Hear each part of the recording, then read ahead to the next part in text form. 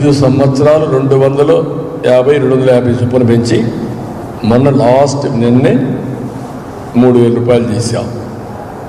అదే సమయంలో 1,800 రూపాయలు నేను వేస్తే, తెలుగుదేశం వేస్తే అన్ని ప్రభుత్వాలు పెంచింది 1,200 చరిత్రలో.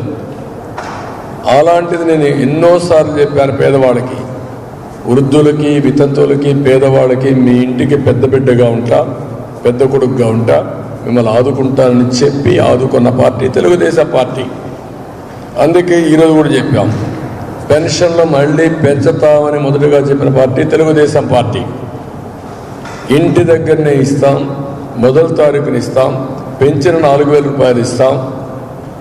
ఒకవేళ ఎవరైనా నెలలో తీసుకోలేకపోతే 3 నెలల వరకు క్యారీ ఓవర్ ఉంటుంది. ఒక నెలలో తీసుకుని నెక్స్ట్ మంత్, ఇది 3 నెలల వరకు ఒకేసారి తీసుకుని వెసులుబాటు ఇస్తామని చాలా స్పష్టంగా చెప్పాం. రెండవది, నేను ఆ రోజు పెన్షన్ తీసుకోవడానికి ఊరికే రావాల్సిన పని లేదు. అథెంటికేషన్ ఉంటే వాళ్ళు ఎక్కడున్నా డబ్బులు తీసుకునే విధానానికి డీబీటీకి నేను అనుమతి ఇచ్చాను. ఒక విలేజ్ నుంచి టౌన్కి వస్తాడు పిల్లల కోసం, అక్కడ కూడా ఇచ్చాం. వేరే ఊరికి పోతాడు, అక్కడ ఇచ్చాం. టెక్నాలజీ వచ్చిన తర్వాత ఆ ఊరే కాకుండా, ఆ ప్రాంతమే కాకుండా ఏ ప్రాంతంలో ఉన్నా పెన్షన్లు ఇచ్చే వెసులుబాటు ఉంది.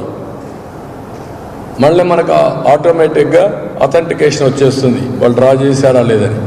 ఐరిష్ వచ్చింది, ఫింగర్ ప్రింట్స్ వచ్చాయి. నేనే డిజిటల్ కరెన్సీకి రిపోర్ట్ ఇచ్చాను ఆ రోజు.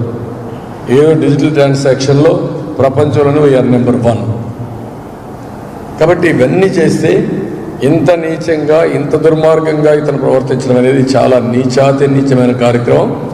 నేను ఒకటే కోరుతున్నా, ఎలక్షన్ కమిషన్ ముందు ముఖ్యమంత్రి నైతిక బాధ్యత వహించి, నీ చేతగానితనం వల్ల, నీ దురుద్దేశంతో కూడిన యాక్షన్ వల్ల కొంతమంది పెన్షనర్ చనిపోయారు. ఇవి ప్రభుత్వ హత్యలు. ఈ ప్రభుత్వ హత్యలు చేసిన ముఖ్యమంత్రికి అధికారంలో కొనసాగే నైతిక హక్కు లేదు. You resign. తక్షణమే వైదొలగాలి. నీకు అధికారం లేదు. ఇంత దుర్మార్గం, ఒక పక్క ప్రాణాలు తీస్తూ పైశాచిక ఆనందం పొందే ముఖ్యమంత్రి ఈ రాష్ట్రానికి ముఖ్యమంత్రిగా ఉండడానికి అనర్హుడు.